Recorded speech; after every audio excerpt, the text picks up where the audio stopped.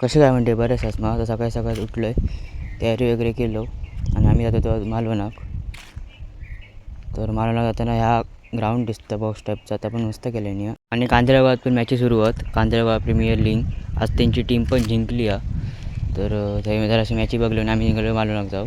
थेट मालवणाक गेलो, फाळा वगैरे घेतलो ती मुंबईत आणि ही फाळा मुंबईत देऊची होती. तर मग बॉक्स घेतलो, त्या बॉक्समध्ये पॅकिंग वगैरे केलं आणि दिलं. आणि येताना अंगण्यावरच्या रोडने येत होतो.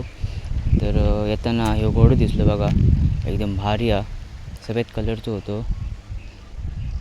हे बघा एकदम भारी वाटत होतं, पांढरं पांढरं होतं. तिकडे टिळे बिळे लावलेल्यानी. आणि हे आता गाडी सगळे ते आता राजकोट किल्ल्यावरती येतात. आणि म्हणजे येताना अंगण्यावरच्या रोडने येत होतो.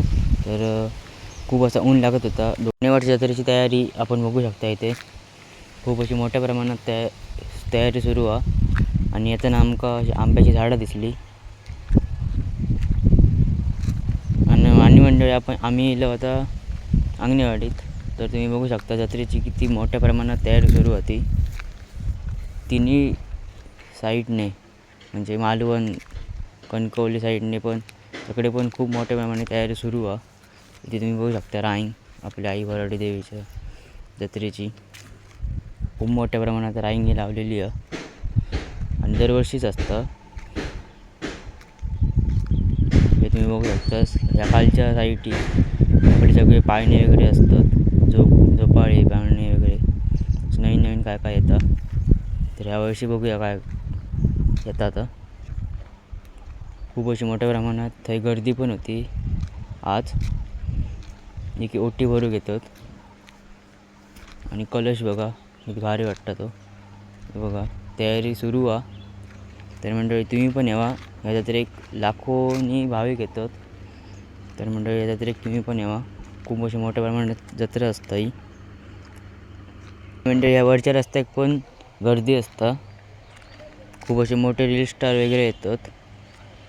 आणि ह्या साईडीक विमानं वगैरे हेलिकॉप्टर विमान असतं ह्या साईडीक, जे की नेते मंडळी सगळे असतात. तर ह्यावेळी बघूया कोण येतं आता. कोण येतले तसं तुमका मी ब्लॉग टाकतलो आहे, तर तुम्ही नक्की बघा. आणि म्हणजे आज सकाळी करेक्ट 8:45 वाजता उपमुख्यमंत्री अजित पवार यांचं निधन झालं.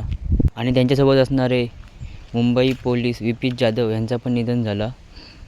आणि अजित पवार यांच्या अपघात झालेल्या विमान पायलट शांभवी पाठक यांचं पण निधन झालं.